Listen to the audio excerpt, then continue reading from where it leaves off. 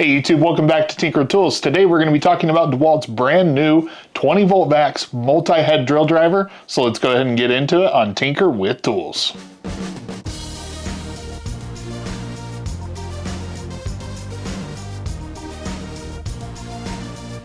So here's the new drill driver. This is going to be, like I said, a multi-head drill driver. This is going to be model DCD803, and it is up on their 20 volt max platform. Specifically, it's going to have the Atomic branding on it, and so that is kind of their more compact 20 volt max tools.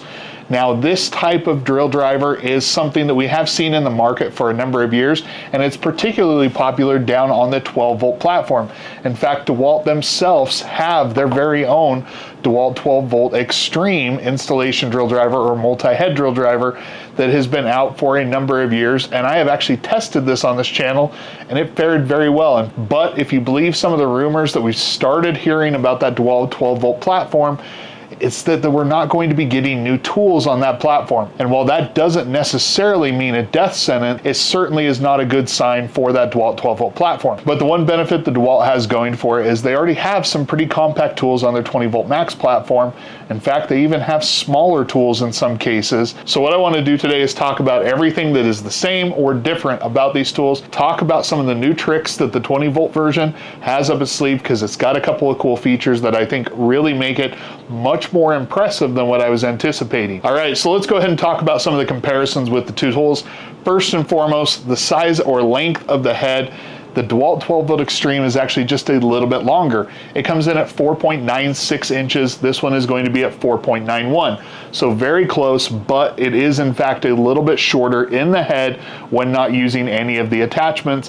It does kind of make up for some of its other. Now when it comes to weight, that's where things are going to start to differ a little bit. You see, this one is going to be 1.67 pounds bare tool. This one is going to be up at 2.2 pounds. So definitely weight is not what I would call one of the strong suits of this new tool.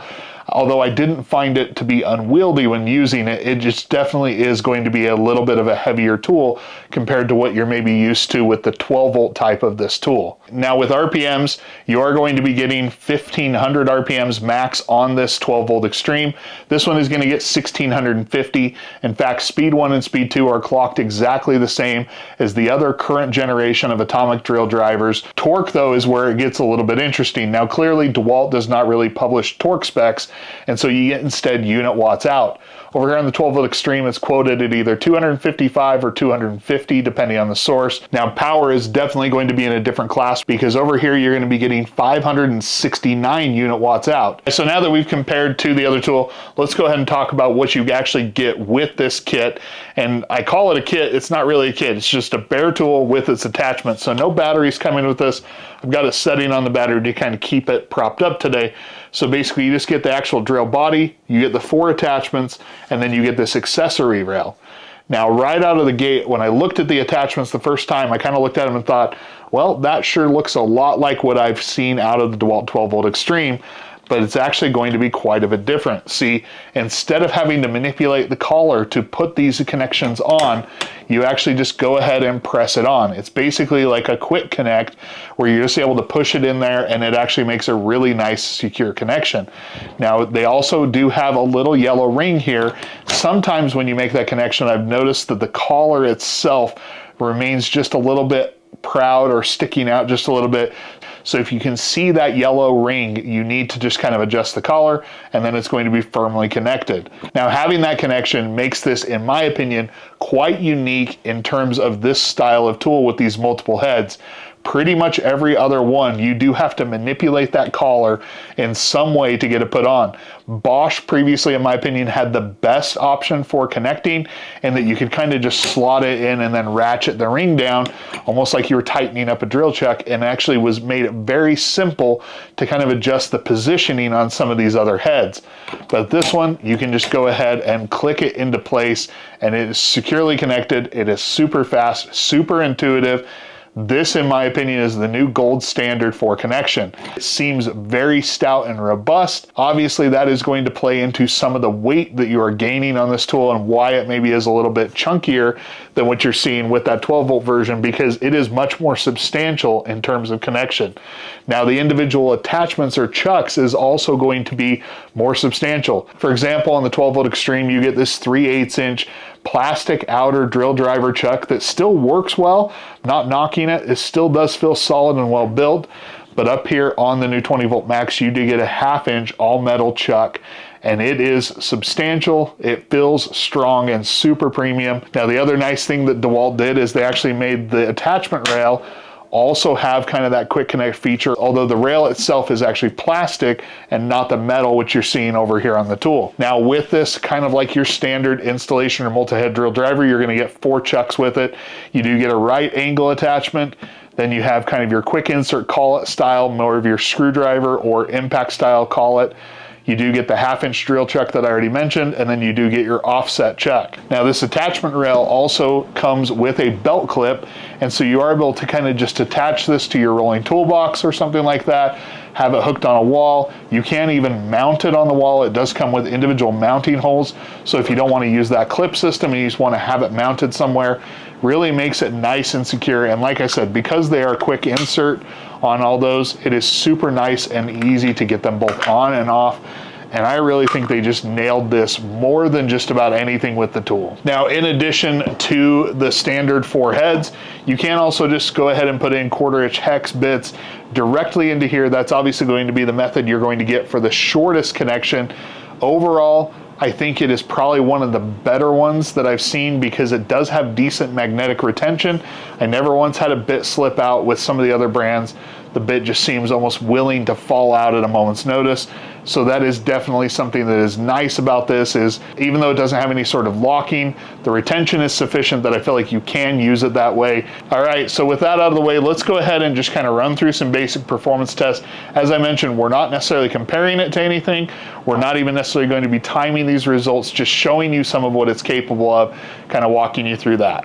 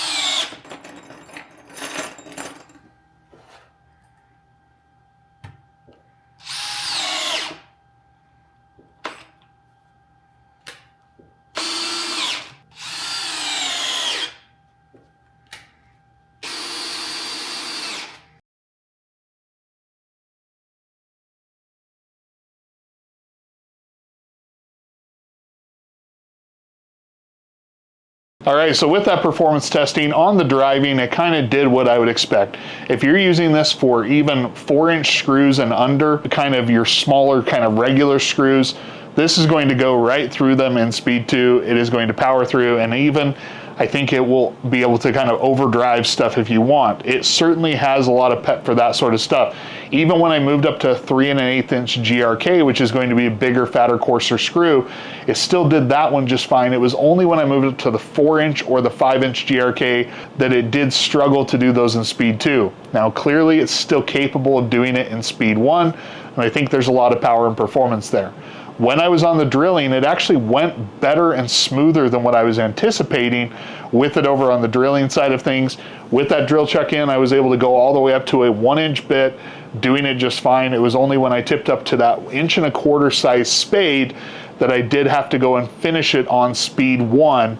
But once again, on speed 1, it'll power through it and still do it. So overall, I think this has a really good level of power. I think it's going to be able to get a lot of the jobs done that you're looking to for this size of tool, and probably is going to be one of the more powerful versions out on the market, maybe only rivaled by the Bosch in my opinion, especially that new Bosch 800 model of their FlexiClick. That is a pretty potent tool. This is certainly up in the class of that. I just don't know which one is going to come out on top. We'll definitely have to do a comparison of those in the future. Now, in terms of a little bit more testing, I did test both the right angle attachment and the offset attachment, kind of just in simulated test. And in terms of the offset attachment and the right angle, both of them work well. They are a bit on the bulkier side, but they're definitely going to be shorter, for example, using the right angle attachment than anything that this is going to fit into, and even the smallest impact driver. The one thing that will compare to it is going to be this kind of right angle attachment right here. Using this as either an offset attachment or a right angle, it basically can get as close to the wall or kind of the other board that you're going to be doing as what you're going to get with this. This one went just minutely a little bit closer. I'll try and put a picture of that in. But overall, the performance on these is going to be good. It's just where this is not the most compact tool. I think there are going to be situations where you still have to reach for this, but overall, it is a pretty compact option and definitely works well. Now, over the past 2 days, I've actually been using this tool quite a bit to do a variety of different tasks. Pretty much anything that I needed to do with the drill, I went ahead and did it. In fact, I was using an 1.5 inch hole saw earlier today to drill some holes through a desk for some grommets that I was installing. And in Speed 2, it was able to do those no problem as long as I wasn't really trying to force it through. It did a really good job. The drill feels powerful, and thanks to the really nice, well-made 1/2 inch chuck, it actually felt like it was pretty well suited for that. Now, additionally in testing, I ran it predominantly on the 3.5 amp hour power stack battery, just because that one was the one that was available when I first went to grab for it. I do think it is well suited down on the 1.7 as well. I did also try it on the new 4 amp hour power pack battery, and I think there might have been a little bit more pep in what I was doing with that, but overall it's going to be pretty similar to the power level that you're getting on some of these power stack batteries.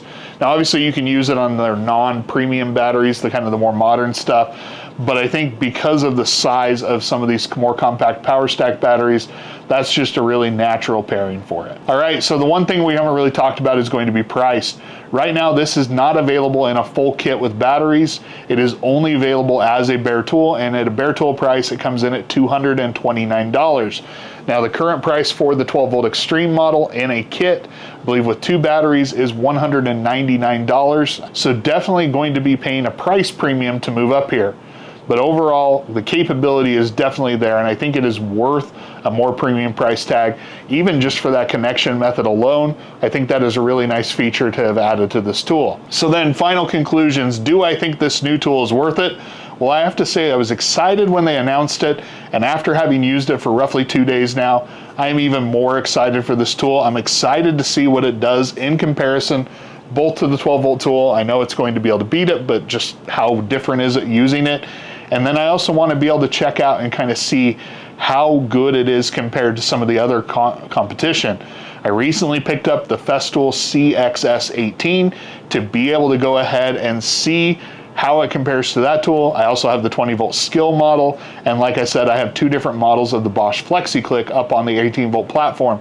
So we definitely have a future comparison coming with a bunch of different tools that I think we'll start to see exactly how it stacks up, and we'll be able to do a full comparison of that. In anticipation for that, if you have any questions about this drill in particular or anything you want to see in that testing, please go ahead and leave those in the comments down below. We'll try and factor that in when I do the testing. If you like this sort of video, go ahead and hit that like button, and if you haven't already, please consider subscribing. Make sure to turn on notifications so you get notified when I put out new videos. As always, I appreciate the support. Thank you for watching, and until next time, I'll catch you on Tinker with Tools.